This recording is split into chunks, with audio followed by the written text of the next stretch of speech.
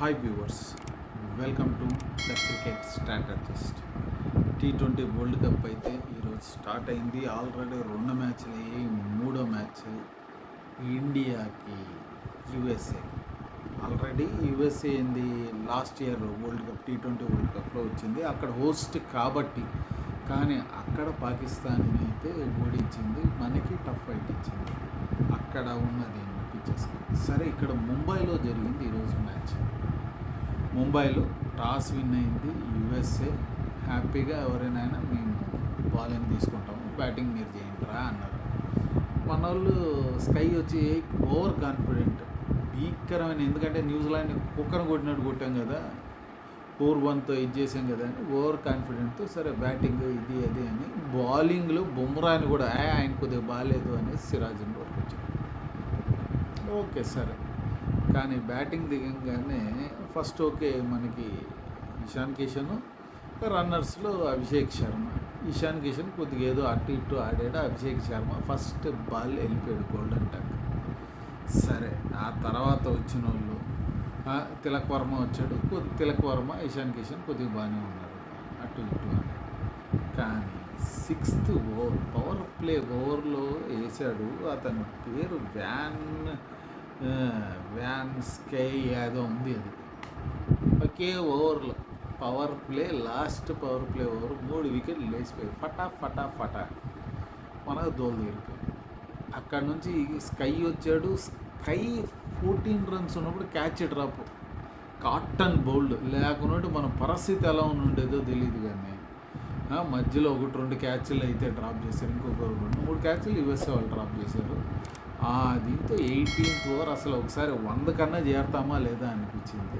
కాడ నుంచి 120, సరే 140 అట్లా. ఏం మనకి ఫస్ట్ 147 ఉంది కదా, ఆడే వచ్చి అవుతుందేమో అనుకుంటే లాస్ట్ 2 ఓవర్ల లాస్ట్ ఓవర్ 21 రన్లు, దాని ముందు ఓవరు కొద్దిగా బాగానే కొట్టి అటు ఇటు మన వాళ్ళు 161కి తీసుకొచ్చి పెట్టారు.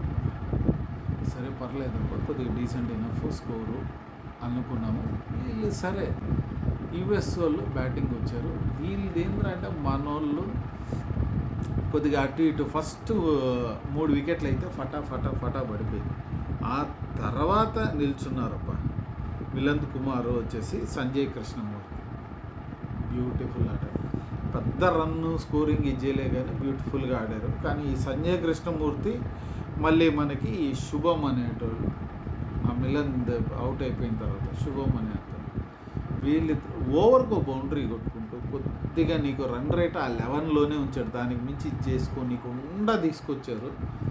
వికెట్లు పడకుండా ఉంటే మటు కుమ్మి పడేసి ఉంటారు. అప్పుడు పాకిస్తాన్తో కొట్టారు చూడు, స్కోర్ లాస్ట్లో గుమ్మేసి కొద్దిగా ఈక్వల్గా చేసేసి ఆ తర్వాత మళ్ళీ చూద్దాం పవర్ ప్లే ఏంది సూపర్ ఓవర్కి ఎవరు పోద్దో ఏమో అన్నట్టు ట్రై చేశారు. కానీ ఏమైందిరా అంటే మన వాళ్ళు కొద్దిగా వికెట్లు బాగానే తీశారు. అటు ఇటు వికెట్లు పడేసరికి కొద్దిగా మొత్తానికి వాళ్ళని కట్టుదిట్టం చేసి అయితే ఇది చేశారు. మన వాళ్ళు గెలిచారు, 29 రన్స్తో గెలిచారు.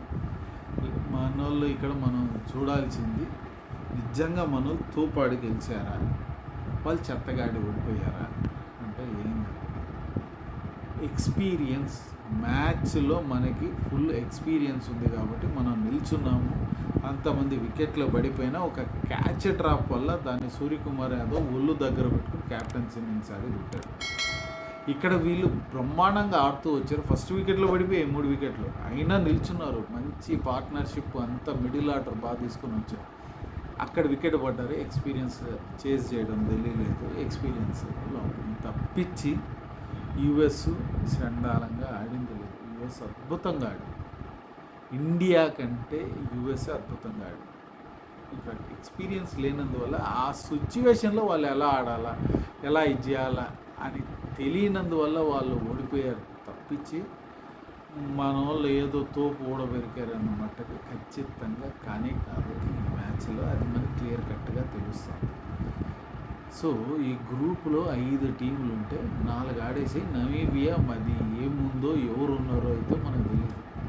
కానీ 4 చూసిన తర్వాత ఏ ఒక్కటి మనం తీసి పడేసే టీం కాదు గ్రూప్లో. అది మటు పక్కా అయితే ఇది మనం తెలుసుకోవాల్సిన విషయం. దానికి మించి ఇంకేం లేదు.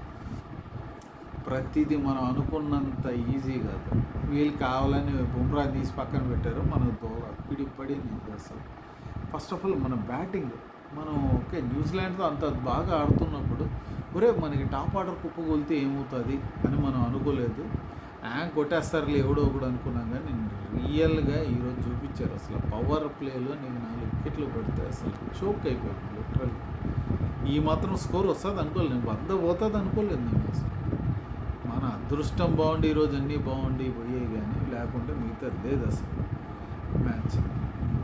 మనం ఏ మాటగా మాట చెప్పుకోవాలా, అమీర్కి అద్భుతంగా ఆడింది. మనం లిటరలీ గెలిచి 2 పాయింట్లు వచ్చినా కానీ ఓడిపోయినట్టు.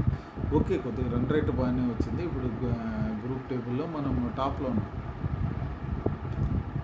కానీ ఇక్కడ మనం ఓడిపోయినట్టు. తిలక్ వర్మ ఎవడు ఏమీ చేయలేకపోయారు అంతా. అసలు వాళ్ళే బౌలింగ్, వాళ్ళు ఫీల్డింగ్ కొద్దిగా ఎక్స్పీరియన్స్ వచ్చారంటే మనకి ఫ్యూచర్లో టఫ్ ఫైట్ ఇస్తారు అన్ని టీమ్స్కి అన్నట్టు ఇదైంది. మళ్ళీ ఎవరు అందరూ మన ఇండియా వాళ్ళే సగం మంది. ఈ కృష్ణమూర్తిలు వీళ్ళు వాళ్ళు ఆ వ్యాన్ అనే అతను ఎవరు, ఒకరు ఇద్దరు వేరే ఉన్నాయి తప్పించి మిగతా పేర్లన్నీ ఓకే. కానీ బ్యూటిఫుల్ మ్యాచ్ అయితే ఈరోజు జరిగింది. రేపు ఇంకో 3 మ్యాచ్లు ఉన్నాయి. ఇది వీకెండ్ వల్ల మనకి 3 మ్యాచ్లు ఉన్నాయేమో తెలియదు, కానీ రేపు పొద్దున్న నుంచి ఉన్నాయి. మనం దానిపైన కూడా మనం కూర్చున్నాము, చేద్దాము అంతా. సో మీరు మ్యాచ్ చూసినప్పుడు మీకు అంతే టెన్షన్ ఫీల్ అయ్యారా లేదా? నేనైతే అసలు హాఫ్ ప్యాంట్లోకి వచ్చేసింది ఆ రేంజ్. మీకు ఎలా అనిపించింది మ్యాచ్ చూసినప్పుడు? మీరు కింద కామెంట్స్లో రాయండి. ఈ వీడియో మీకు నచ్చిందంటే లైక్ చేయండి, ఇంకా నచ్చిందంటే మీ ఫ్రెండ్స్తో షేర్ చేసుకోండి. ఇలాంటి వీడియోస్ మన వరల్డ్ కప్ ఇదైంది కాబట్టి రోజు పెట్టేకే ట్రై చేస్తాను. మీరు రెగ్యులర్గా చూడాలనుకుంటే మీరు చేయాల్సిందంతా సింపుల్, కింద ఉన్న సబ్స్క్రైబ్ బటన్ క్లిక్ చేయండి, దాని పక్కన ఉన్న బెల్ ఐకాన్ క్లిక్ చేయండి.